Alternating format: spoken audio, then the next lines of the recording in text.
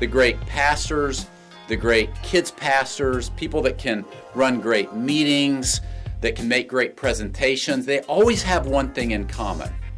And it's this, that they always make a strong call to action.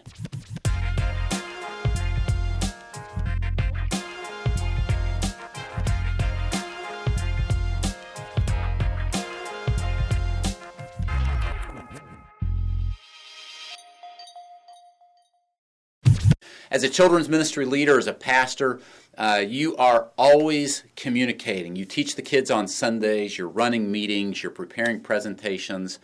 And I meet a lot of great pastors that are communicating all the time. And here's what really makes the great ones stand out. You know what it is? The great, in my opinion, for what it's worth, the great pastors, the great kids pastors, people that can run great meetings, that can make great presentations, they always have one thing in common.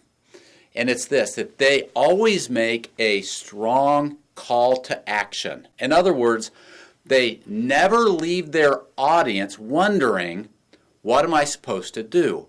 And you've all met people before or heard people speak that's like, wow, that person's smart. They've got all kinds of great things to say. That's so insightful. But what does that have to do with me? What am I supposed to do? So here's what I want you to encourage you to do as we're talking about leadership.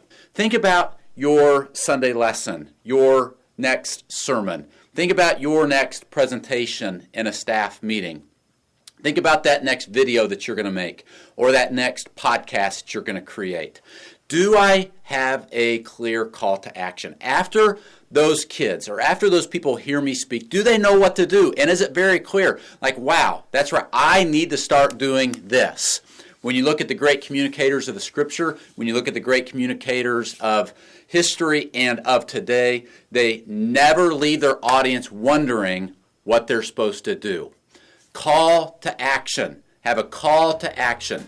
Make sure those kids, those leaders, those people know exactly what they need to do. It makes a big difference.